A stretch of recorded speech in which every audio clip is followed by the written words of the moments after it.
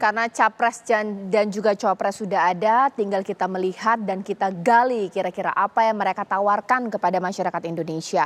Yang saat ini menjadi fokus utama dan jadi problematika di masyarakat adalah banyak orang tergiur dan jadi korban, mulai dari pinjaman online ilegal, kita garis bawahi yang ilegal ya, dan juga judi online. Kalau judi online udah pasti ilegal, nggak ada yang legal. Itu yang akan saya bahas. Siapa kabar Indonesia Malam, mewakili masing-masing dari capres dan juga cawapres. Narasumber saya sudah ada di sini, mulai dari Mas Habibur Rahman. Selamat malam, assalamualaikum Mas Habib. Waalaikumsalam. Dan juga ada Mas Tama S. Langkun di sini, mewakili Ganjar dan juga Mahfud. Kalau Mas Habib tentunya Prabowo Gibran, dan juga sudah ada Pak Trubus sebagai pengamat kebijakan publik.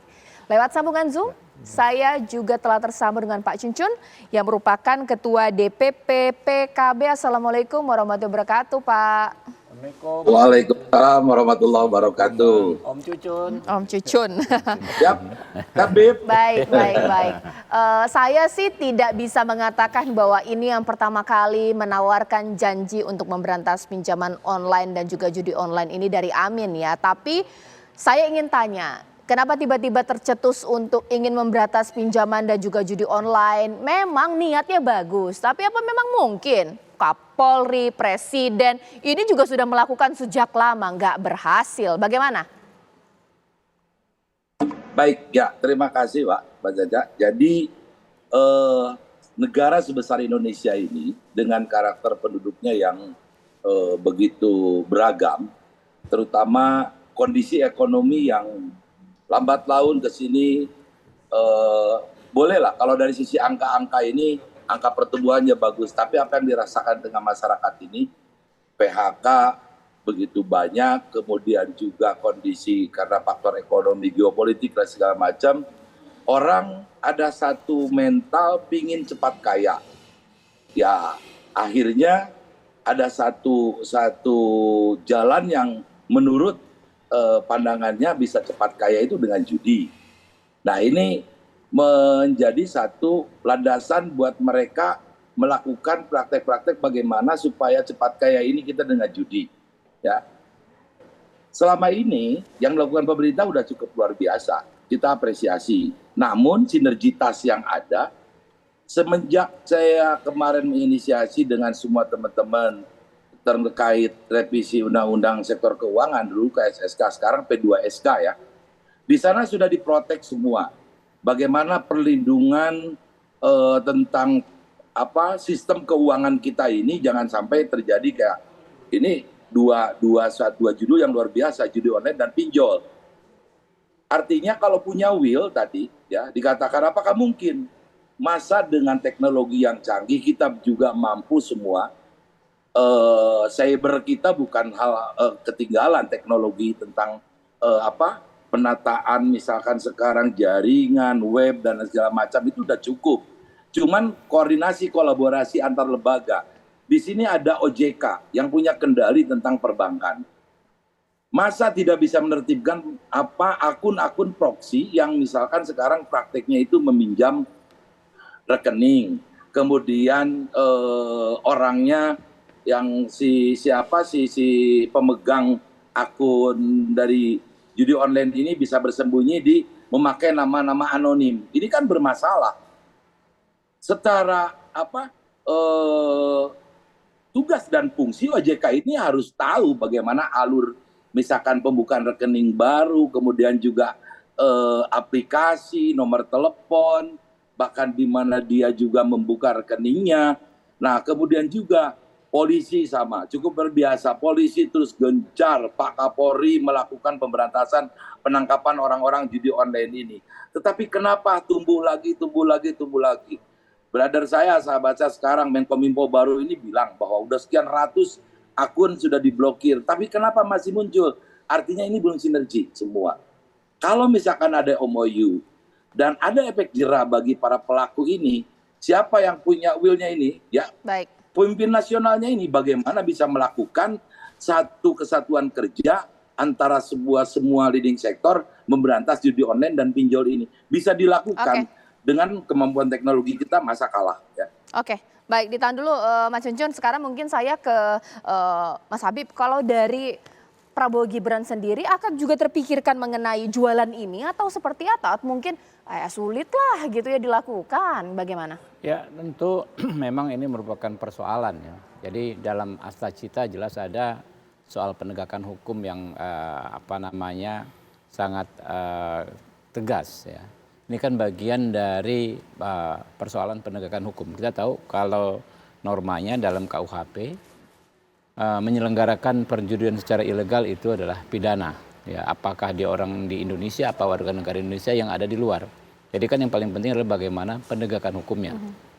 Dan kita tahu ya kalau kami di Komisi 3 angka dari PPATK itu kalau nggak salah di antara 2017 sampai dengan 2022 itu ada 2,7 juta ya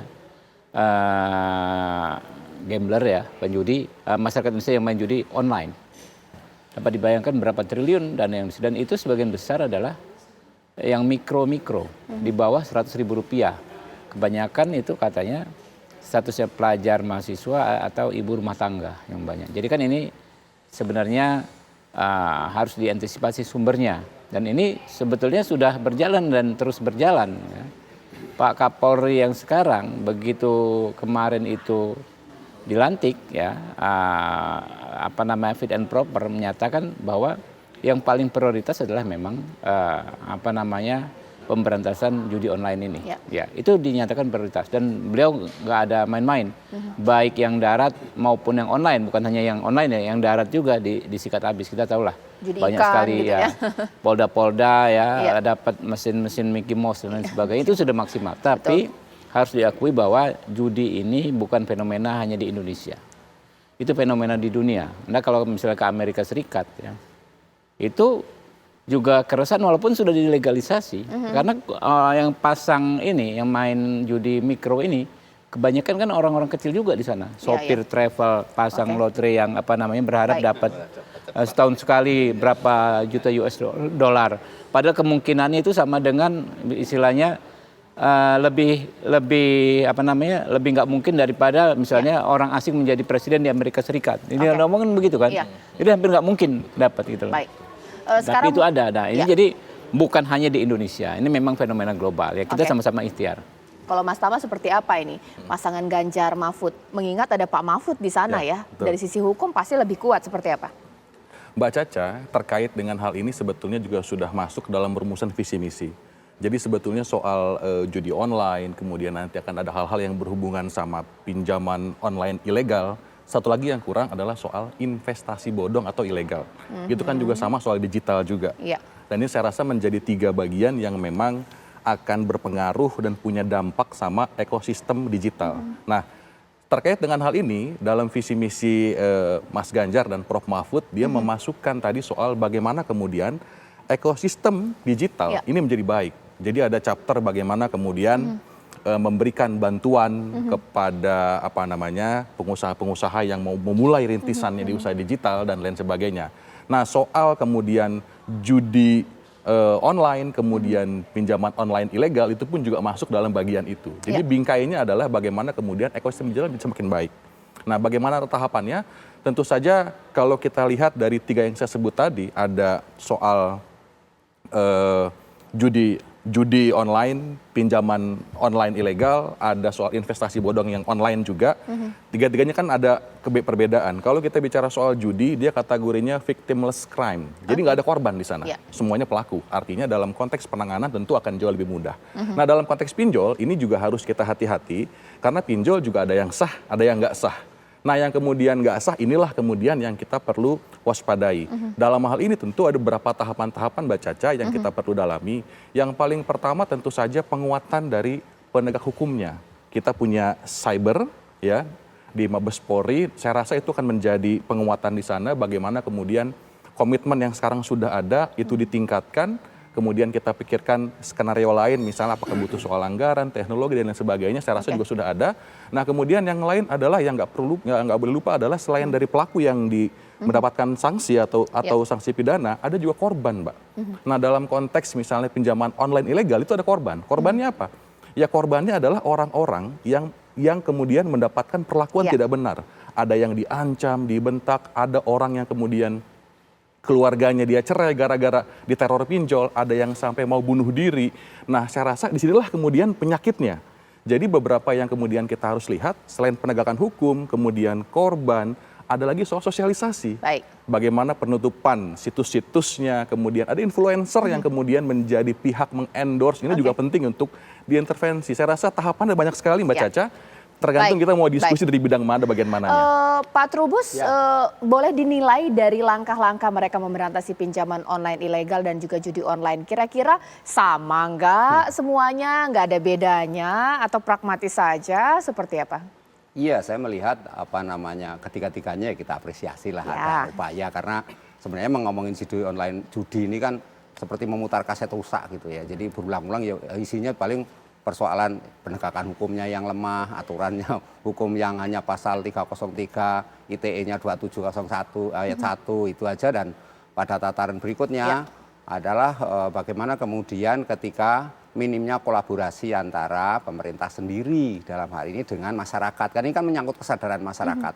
Biasanya masyarakat yang suka melakukan judi itu kategori situasi kondisi namanya mengalami dark syndrome gitu. Jadi situasi yang sebenarnya dia tidak pede, tapi dia ingin tampil ingin tampil instan, ingin tampil segala sesuatunya tampil beda. Nah, sehingga bahasanya tadi dari Pak ini instan maunya kan. Nah, ini memang satu hal yang menarik. Yang kedua, menurut saya memang kita dukung, artinya kalau memang nanti para pemimpin kita ke depan gitu sangat concern terhadap ini kan penyakit masyarakat yang sudah sui generis turun-temurun gitu ya, dari dulu ya ada gitu ya, tetapi paling tidak ada upaya untuk meminimalkan. Nah, sekarang persoalannya bagaimana dengan kondisi yang sekarang tidak hanya online seperti yang kita lihat di web ataupun di situs biasa, tapi ini sudah masuk ke AI. Nah, dengan kejadian seperti itu sudah nggak ada lagi yang namanya kode-kode kasino, slot, terus apalagi judi online atau bentuk gocer misalnya, udah nggak ada itu. Jadi semuanya sudah diformat sedemikian rupa, layanan seperti layanan biasa, tapi judi gitu. Nah, ini yang sebenarnya perlu diatur lebih lanjut nanti dengan harapan ada kebijakan yang lebih fight gitu ya, kebijakan yang kuat, sehingga berani memberantas ini semua, Mbak. Baik, pemirsa, ini sebenarnya masih pemanasan. Kita pengen tahu sebenarnya apa strategi mereka untuk memberantas pinjaman online dan juga judi online, pemirsa. Tapi kita tahu kebijakan populis biasanya ditawarkan di awal. Ketika menjabat, mereka hanya menurunkan sedikit saja marginnya, tidak bisa memberantas sebenarnya. Namanya juga kebijakan populis. Sesaat lagi. Ya, memang ini belum kampanye, jadi kita tidak bisa mengatakan bahwa ini merupakan janji-janji atau kampanye politik. Sosialisasi yang populis. Mungkin pertama kali saya ke Pak Trubus, ini akan dimakan oleh masyarakat tidak sih? Kalau mereka itu menjual seperti ini, pemberantasan pinjol, bahkan juga judi online, kemakan nggak Pak Trubus? Kayaknya Mbak, responnya minim ya kalau seperti itu. Karena kan misalnya kalau pinjol online, itu masyarakat tuh sudah berulang kali ada penelitiannya itu. Ya karena kebutuhan, faktor terjadi paling cepat pakai pinjol online, dan yang paling mudah adalah yang ilegal. Jadi yang ilegal itu paling cepat, dan itu menggunakan nama koperasi loh. Kebetulan saya termasuk membantu undang koperasi itu semuanya menggunakan nama koperasi. Kita kan koperasi nggak punya undang-undang. Semua koperasi simpan pinjam, tapi ujungnya itu pinjol online ilegal. Mungkin saya ke Pak Cuncun dulu ya. Ini bagaimana ini kata Pak Trubus bahwa gak usahlah kemudian menjanjikan sesuatu yang sebenarnya kebutuhan dari masyarakat. Ini bagaimana ini? Udah riset dulu belum sebelum menawarkan hal ini? Ini soal bank of pinjol ini Om, gimana nih Om? Tadi bank of pinjol, ya Om Afif ini. Begini Pak Trubus, bukan kita nggak mengukur masalah minim atau responnya seperti apa. Ini sebuah case yang ada. Tadi saya nggak sepakat dengan sahabat saya yang Mas Tama, bahwa judi online ini semua adalah pelaku, tidak ada korban, tidak sepakat. Ini yang justru korban ini yang masyarakat kecil, yang mereka terjebak dengan iklan, terjebak dengan tadi karena ada karakter kasino, mereka itu ya mencari jalan cepat. Kalau bicara sekarang ini tingkat resapan atau diterima di publik ini minim atau tidaknya, bukan hal itu. Ini adalah permasalahan bangsa yang harus diselesaikan. Sekarang harus punya will. Calon-calon pemimpin nasional ini bagaimana? Bukan tidak bisa dilakukan. Bapak ya seorang pengamat kebijakan publik. Bagaimana dari suatu kasus yang ada ini pasti ada analisis. setiap mengambil keputusan itu, apalagi pengamatan kebijakan publik ini kan tahu caranya. Kalau cara ini tidak bisa diselesaikan, cara lain bagaimana bisa menyelesaikan permasalahan. Ini bukan jangan menafikan ini bukan permasalahan bangsa. Ini permasalahan bangsa. Kami bukan hanya menawarkan program gitu, Mbak Caca. Ya, Mas Cucun sebenarnya yakin tidak bahwa pemilih ini akan memilih Amin jikalau ini yang ditawarkan oleh pasangan tersebut? Loh, saya yakin ini ya, yakinnya begini. Karena apa? Ini problem yang sekarang sudah menjadi korban ke semua masyarakat, sudah hampir majority di Republik kita, apalagi dengan kondisi ekonomi yang ada. Ya, pinjol tadi karena bilang Pak Trubus juga ini betul-betul yang shortcut yang begitu praktis, tidak susah. Tetapi apakah mau dibiarkan seperti itu? Negara kemana? Tugas fungsi para penyelenggara negara ini, apalagi di APBN kan Pak Trubus ya, OJK harus kerja, polisi harus kerja, dan apalagi pemimpin nasionalnya. Ini penting untuk mengambil langkah-langkah, jangan dibiarkan toh. Kalau misalkan mereka nyaman saya ini karena pinjam tidak susah, melakukan judi online juga ini tidak besar modalnya, ini kan bahaya kalau dibiarkan. Mau dibiarkan seperti ini, tadi judi online, pinjol ini merusak bagaimana tentang karakter-karakter anak bangsa yang kedepannya akan menjadi mental penjudi, kemudian mental malas yang tidak mau berpikir cara membangun negara ini. Mungkin sekarang saya ingin menanggapi juga dari Mas Tama ya, mengingat bahwa Presiden saat ini, Pak Jokowi, 2 periode, kebijakan populisnya itu banyak yang ditagih masyarakat, belum tuntas semua. Kalau pakai dengan menjual kebijakan populis lagi, yakin apalagi ada pemerintah di sana, PDIP di sana seperti apa? Mbak, ada 2 hal ya. Yang pertama saya meluruskan tadi apa yang Bang Cucun sampaikan. Victimless crime itu dari perspektif pidananya. Semuanya sama-sama pelaku, intinya begitu. Tapi dalam konteks kemudian dia terpapar kepada masyarakat, ini yang kita perlu jaga. Ini yang kita perlu cegah. Sama seperti pinjol. Pinjol salah apa enggak? Pinjolnya tidak, tapi begitu dia ilegal, misalnya pada saat dia download, pada saat dia pinjamnya sama A, kemudian ada 5 yang nagih karena terbagi-bagi, ini yang bahaya. Ada ancaman, fotonya diambil, didoxing, kemudian disebarkan, ada open BO dan segala macam. Ini kita perlu jaga. Jadi saya rasa dari perspektif korban, itu yang pertama. Nah yang kedua, soal isu kriminal, Mbak, ini kan perspektifnya kita mau lihat dari mana? Mau lihat dari kacamata politik atau kita sekedar dagang jualan visi misi, atau mau bicara soal bagaimana merapihkan permasalahan yang sudah ada. Nah, kalau kemudian bicaranya soal perspektif, tentu tadi Pak Trubus sudah sampaikan, ada banyak orang punya perspektif, kalau tanya ke A, tanya ke B, bisa macam-macam jawabannya. Tapi kalau Mbak misalnya tanya sama korban investasi ilegal, berapa ratus, berapa ribu orang yang hilang duitnya, itu yang kita perlu selamatkan. Dan problemnya apa? Di Indonesia kita belum ada mekanisme untuk mengembalikan kerugian tadi. Ada yang namanya restitusi, tapi itu masih sangat minim, pelaksanaannya masih banyak catatan, regulasinya perlu untuk diperbaiki. Dan ingat Mbak, walaupun misalnya tadi ada pertanyaan 2 periode, tapi kan isu terkait dengan investasi ilegal, pinjaman online yang kemudian ilegal juga, itu kan muncul dan menjamur pasca COVID. Orang di rumah nggak punya kerja, punya uang, tapi dia mau melipat gandakan. Akhirnya apa? Dia bisa dengan mudah tergiur dengan promosi-promosi yang ada, iklan-iklan yang ada. Ini yang kemudian ke depan perlu kita rapihkan dan kita perbaiki. Ditahan dulu sebelum nanti saya ke Mas Habib. Saya punya data pemirsa, ini masih terkait 5 provinsi dengan masyarakat yang paling banyak punya hutang pinjol ilegal. Wah ini dia paling tinggi ternyata Jawa Barat di Mei 2023. Bodong itu paling banyak korban. Jumlah pinjaman ini juga tak tanggung-tanggung, disusul DKI Jakarta. Ini peminjaman begitu banyak sampai 2,31 juta rekening. 1 Jabar, 2 DKI Jakarta. Lantas urutan ketiga Jawa Timur. Wah ini Jawa Timur ya, 2,11 juta rekening. Bahkan jumlah pinjaman ini tak tanggung-tanggung 6,33 T. Bahkan juga Banten, wah ini daerah saya ini ya, lumayan juga banyak yang pinjol ilegal. 1,49 juta rekening. Dan kemudian yang terakhir, di Jawa Tengah. Wah, ini bagaimana ini ya? 1,96 juta rekening pemirsa. 4,06 triliun.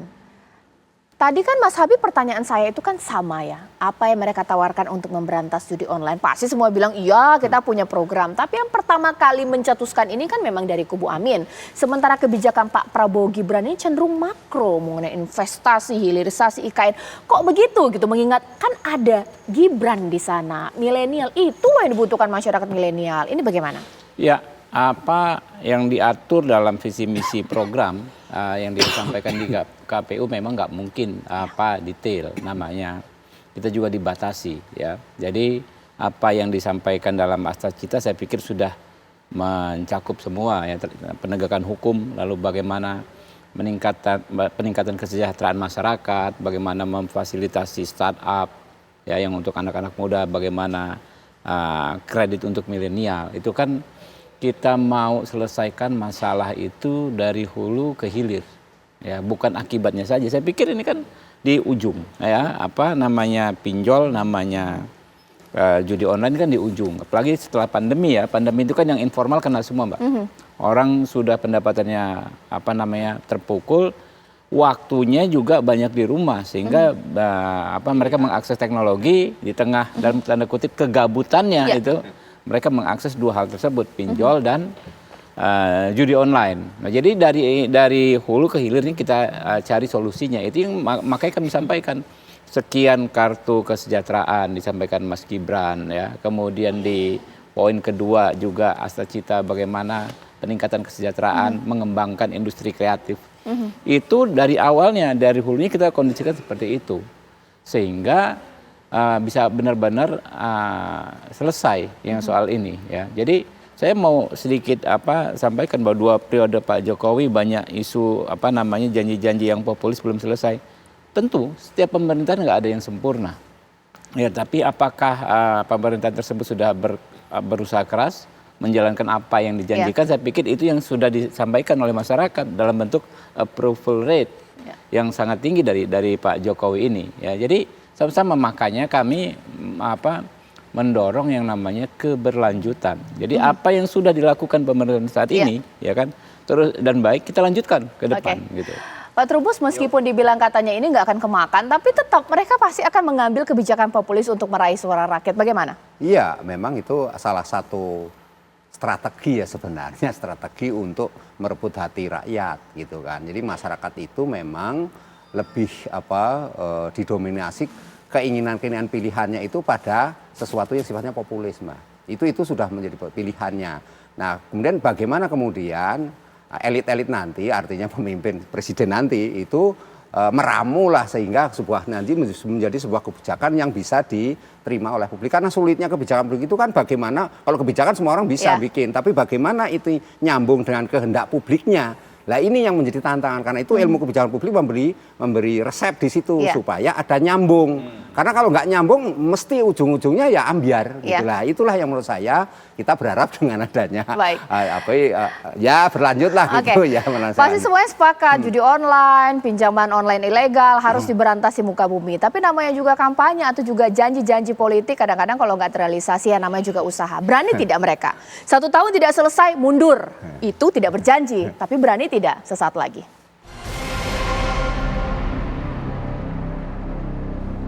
Sekarang saya ke Mas Cucun. Mas Cucun, kalau bilang berjanji semua bisa berjanji. Saya juga bisa janji sama pemirsa Apa Kabar Indonesia Malam.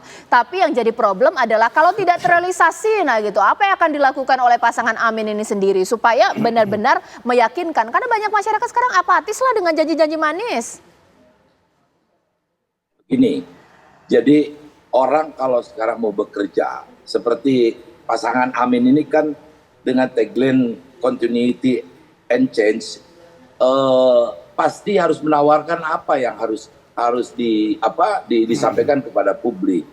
Kita merubah paradigma dari awalnya semua problematika yang ada ini, awalnya kan fokus semua terhadap penyelenggara negara. Kita rubah paradigmanya menjadi ini suatu persoalan rakyat. Yang dibicarakan pada malam ini ada problem rakyat yang sangat besar. Tanggung jawab siapa? Tanggung jawab semua penyelenggara negara yang diberikan amanah oleh konstitusi, berikan amanah berdasarkan sekarang amanat APBN-nya harus menjalankan semua tugas dan fungsinya. Cara pandangnya, jangan melihat cara pandangnya sekarang sektoral, kita harus melihat kawasan. Kemudian juga kita itu fokus pada bagaimana problematika yang harus dihadapi semacam pinjol, judi online ini menjadi suatu gambaran, sampaikan kepada publik bukan ini janji-janji manis, tetapi kita mau berbuat, mau berusaha. Tadi apa yang sudah berjalan saat ini kita apresiasi, tetapi kolaborasi, sinergitas. Ada satu, sekarang ini problematika bangsa ini adalah ego sektoral, ya. Jadi penanganan sesuatu itu selalu ego sektoral. Kominfo kerja sendiri, polisi kerja sendiri, OJK kerja sendiri. Memberantas online pinjol ini dengan perangkat yang diamanatkan oleh APBN begitu besar, bisa kita semua. Yang penting punya will. Dari awal saya akan sampaikan seperti itu. Makanya nanti kalau misalkan bilang tadi berani mundur atau tidak gitu, konsepnya disiapkan. Semua pasti pasangan menyiapkan program daripada visi misi yang sudah disampaikan. Kami melontarkan ini punya keinginan menata, merubah semua apa yang sudah apa yang sedang berjalan ini, ada jalan keluarnya. Kalau nggak dicari jalan keluarnya mau sampai kapan? Baik. Kita menyelesaikan problematika bangsa ini. Oke, Mas Tama. Sekarang ke Mas Tama ini. Mengingat di Jawa Tengah ini masuk 5 besar loh. Betul. Itu. Mau janji nasional pinjol Jawa Tengah aja nggak selesai, bagaimana? Mbak, dalam kapasitas sebagai gubernur, menangani perkara hukum itu kan harus melibatkan kepolisian. Ya. Harus ada sinergitas. Artinya secara kapasitas tentu tidak akan bisa menyelesaikan semuanya. Itu poinnya. Nah, yang kedua yang mau saya jelaskan, kalau kemudian pertanyaannya, bagaimana komitmennya? Ya. Sekarang saya bawa ke masalah yang lebih spesifik lagi. Apa misalnya investasinya Indosuria, berapa korban?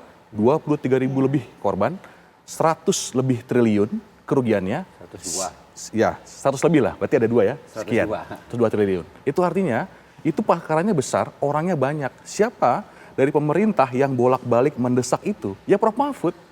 Dan itu adalah cawapres dari Mas Ganjar. Nah, kalau ngomongin soal komitmen, sebelum gagasan ini dibicarakan, sebelum visi misi dijelaskan, orang yang sudah punya komitmen dan menjalankan itu adalah Prof Mahfud.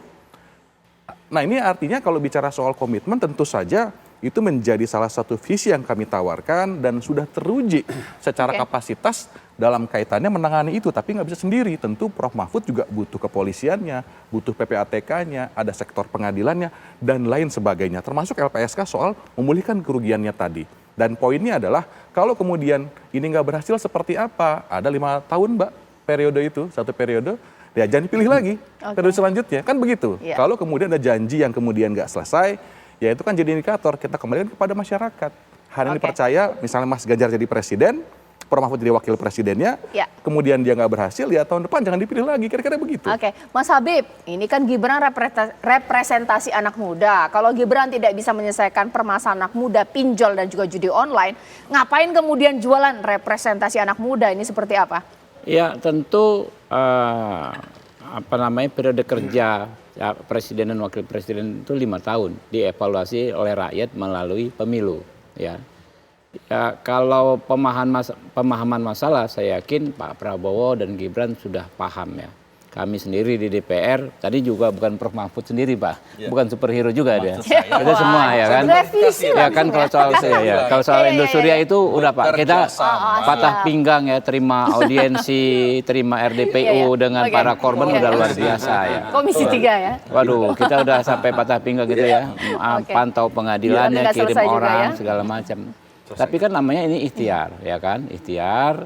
Dan dalam 5 tahun saya pikir ideal juga ya menyelesaikan persoalan ini, karena memang betul ini nggak murni soal penegakan hukum saja ya, mulai dari hulunya juga diperbaiki. Nah itu yang menjadi program cita secara keseluruhan gitu. Kita selesaikan masalah ini kan nggak parsial per parsial ya, secara keseluruhan yang saling mengkait ya, holistik lah. Oke. Pak Trubus, ibarat sebuah analogi ya, ketika berjanji ngegas, ketika ditagih janji lemas. Mereka akan lupa dengan janji-janji mereka. Seakan-akan, wah ini capaian kita sekian persen. Ini kayak akan terjadi nanti setelah 2024 Pak Trubus? Iya, kalau ini ada semacam kontrak ya tertulis, saya rasa enggak. Nah, itu aja, karena kan ada kontrak politik yang mungkin nanti akan bisa ditagih kan. Ini seperti apa? Tentu kan dalam konteks ini kalau presiden kan menugaskan kepada lembaga-lembaga terkait atau ya menteri-menteri lah, anak buahnya paling tidak jajarannya. Itu yang penting harus dilakukan karena di sini tentu untuk penyelesaian masalah judi online pinjol ini satu hal yang tidak mudah ya karena dia harus sifat jangka pendek, jangka menengah, jangka panjang. Artinya penggunaan skenario planningnya itu harus benar-benar tepat. Nah kalau misalnya tidak didukung oleh masyarakat juga sulit juga. Ini kuncinya ada di masyarakat karena kesadaran masyarakat itu menjadi kunci akan keberhasilan paling enggak mengurangi minimalkan kalau meniadakan nggak bisa ini yang ada hanya bisa mengendalikan mengurangi saja. Menarik gitu. Pak Cucun, di sini ditegaskan oleh Pak Trubus bahwa menghilangkan akan impossible untuk dilakukan. Mengurangi ini paling kemudian realistis. Nah ini kemudian dari Amin seperti apa? Yakin menghilangkan atau memang sekedar mengurangi? Saya tadi di awal sampaikan, negara sehebat Indonesia ini bukan negara tertinggal. Punya semua alat. Jangan sampai misalkan sekarang belum apa-apa udah pesimis. Semua bisa kita lakukan, perangkat kita punya, anggaran kita punya, menyelesaikan problem bangsa ini. Kalau punya will, caranya semua stakeholder, kolaborasi, sinergi bisa diselesaikan. Jangan pesimis, apapun. Masa negara-negara juga bisa menyelesaikan, Mbak. Ini kan hanya beberapa, kita ini hanya menjadi pasar, jadi konsumen, sudah dikejar misalkan sekarang. Bersih di kita nggak ada. Kita ini bicara saran konsumen. Protect. Kita ini kan punya integriti juga untuk memprotek semua jejaring seperti pemerintah-pemerintah yang lain dalam jangka waktu sekian tahun tidak ada ini, tidak boleh memakai aplikasi ini, bisa dilakukan, Mbak, ya. Ada kan pernah satu negara nggak boleh pakai aplikasi ini karena untuk menjaga keutuhan negaranya, bisa dilakukan itu, Mbak. Jangan pesimis. Sesuatu hal kalau kita punya keinginan bisa dilaksanakan. Oke, Mas Habib bagaimana? Nanti janjinya itu menghilangkan benar-benar semua pinjaman online, bahkan juga judi online ini, atau mungkin ya kita kurangi lah, atau bagaimana? Ya enggak, saya pikir kita menghindari sesuatu yang terlalu bombastis, tapi memang kita menyampaikan program-program yang realistis, bukan realistis ya, yang memang terencana dengan baik ya. Bahwa sampai 0% juga nggak mungkin, juga di seluruh dunia nggak mungkin ya. Kayak di Amerika Serikat pun di negara-negara maju masih ada, tapi 0% versi kita dalam konteks keberhasilan secara makro ada juga ininya parameternya ya kan. Bukan 0 kasus gitu kan, tapi sekian persen penurunannya sehingga bisa dikatakan ya ini sudah 0%. Nah, itu yang paling penting bagi kita dan kita nggak perlu mempertengkarkan hal-hal yang seperti itu. Ya kan yang paling penting adalah bagaimana strategi masing-masing nanti kan akan ditagih ketika kampanye. Ini akan meminimalisir semaksimal mungkin, ini akan menghilangkan. Bagaimana strateginya? Dari mulai dalam konteks mengatasi sistemnya sampai ke persoalan teknisnya seperti apa. Sampai dengan bagaimana kita memahami regulasi yang saat ini. Apakah sudah cukup sempurna? Ya kan, apakah pengaturan di 303 yang menganggap pemain judi itu bukan pelaku pidana, ya kan? Apakah tidak perlu dikritisi? Apakah perlu pengembangan lagi? Ada kriminalisasi dalam konteks pelebaran unsur-unsur pelaku kriminal di tindak pidana judi ini. Itu yang perlu kita diskusikan. Mas Tama seperti apa, Mas Tama? Terkait dengan yang tadi Mbak Tati sampaikan, ada pertanyaan, gimana kalau nggak berhasil diberantas semua, nggak sampai 0, apakah harus mundur? Saya rasa logika pertanyaannya memang yang harus kemudian kita tinjau kembali. Karena apa? Kalau kita bicara soal keberhasilan dalam berantas pidana, kita punya Undang-Undang Tipikor dari tahun berapa tuh, Mbak? Undang-Undang Tindak Pidana Korupsi. Tahun 99 sudah ada, 2021 direvisi, dan sampai sekarang korupsi masih ada. Itu kan artinya apa? Artinya memang tidak ada pernah kejahatan yang bisa betul-betul hilang 100%. Nah tentu saja yang perlu kita ukur adalah capaian keberhasilannya. Contoh misalnya, ketika kita bilang program 5 tahun, kira-kira dalam 5 tahun ini apa yang bisa kita kerjakan untuk memberantas pinjol ilegal atau investasi ilegal itu seperti apa? Nah tahap-tahapannya bisa dilihat, Mbak. Misalnya di tahun pertama regulasinya kita rapihkan, ada yang belum ada, zaman pandemi ada itu kemudian dia menjamur, kita butuh regulasi 2020. Pandemi itu kemudian dia menjamur, kita butuh regulasi yang lebih adaptif nih. Mungkin setahun, 2 tahun kita perbaiki, tahun berikutnya kita kuatkan misalnya kepolisiannya, kemudian kita kuatkan partisipasi masyarakatnya, edukasinya.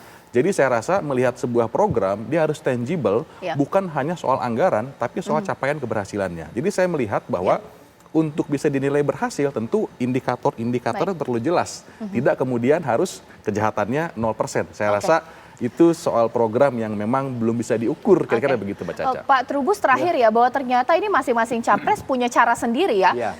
Jual kebijakan yang optimis atau juga janji optimis, tapi ada juga yang terukur dan juga realistis. Kira-kira ini mana yang akan dimakan masyarakat? Ya kalau yang masyarakat mesti yang rasional, ya kan, mudah dieksekusi gitu kan, dipahami oleh masyarakat sehingga masyarakat merasa ikut mendukung, itu yang penting. Karena kan kalau kita berbicara ya secara rasionalitas ilmiah, akademik, ya masyarakat nggak akan paham. Karena ini kan persoalan kehidupan kan. Artinya ketika dia mau pinjol kan dia butuh duit untuk biaya anaknya, untuk kebutuhan buka warungnya. Lah ini kan sesuatu yang sulit. Dalam arti apa? Yang ada adalah bagaimana kemudian ketika mereka pinjam-pinjam itu dimudahkan saja, nanti ada kebijakan peminjaman kepada bank-bank. Karena selama ini bank itu sulit, harus pakai agunan, pakai pokoknya tetek bengek lah gitu, yang harus oleh masyarakat yang hanya jualan cilok, jualan bakso, ini nggak akan mungkin terjangkau, Mbak. Ini ya kemudian judi itu juga, ini karena itu ada namanya dark syndrome, Mbak. Jadi dark itu bebek. Jadi situasi di mana masyarakat itu kelihatannya itu ada bermasalah sesungguhnya, tapi di luar kita baik-baik saja. Nah, judi ini adalah sebagai pilihan dalam situasi dia panik, bingung hadapi kan mungkin karena di PHK, pekerjaan nggak ada, sementara anaknya merengek nangis terus, sementara dia harus bayar kuliah, bayar sekolah anaknya. Nah, inilah kemudian judi menjadi pilihan itu. Jadi kalau itu nggak ditangani, akarnya memang sulit. Nah, akarnya bagaimana? Ya membangun kesadaran masyarakat, paling tidak dia ada pekerjaan lah, lapangan pekerjaan. Mereka juga bisa mengakses hal-hal yang lebih positif. Selain ada edukasi macam-macam tadi, ada edukasi tentang budaya digital, etika digital, macam-macam itu bisa. Tapi kalau masyarakatnya nggak dipersiapkan dengan baik ya sulit gitu, Mbak. Terakhir saya ke Mas Cucun. Mas Cucun, bagaimana ini bisa disampaikan kepada masyarakat yang supaya kebijakan ini tidak terasa muluk-muluk di tengah apatisme yang ada di masyarakat terkait pinjol dan juga judi online? Ya, di pinjol ya kita sudah siapkan perlindungan konsumen itu begitu komprehensif semua. Ya, semua perangkat yang harus kerja melindungi praktek sektor keuangan ini harus berjalan. Tetapi apa yang terjadi sekarang? Ketika kita mengevaluasi di DPR juga semua, kadang-kadang saling tuding. OJK menuding bahwa ini yang punya kewenangan untuk membench situsnya adalah Kominfo. Atau Kominfo ini kewenangannya kan ada undang-undangnya di OJK. Nah ini yang saya katakan, kalau ada sinergitas, kolaborasi, semua sektor yang diberikan amanah oleh rakyat, ya semua penyelenggara negara ini semua bisa berjalan. Yang penting konsistensi dan mau keinginannya menjalankan semua undang-undang yang sudah ditetapkan. Ini regulasinya sudah kita siapkan, termasuk judi online. Bayangkan tadi, membangun kesadaran masyarakat, kemudian juga bagaimana tata kelola misalkan perjudian online ini yang dilakukan oleh Kominfo.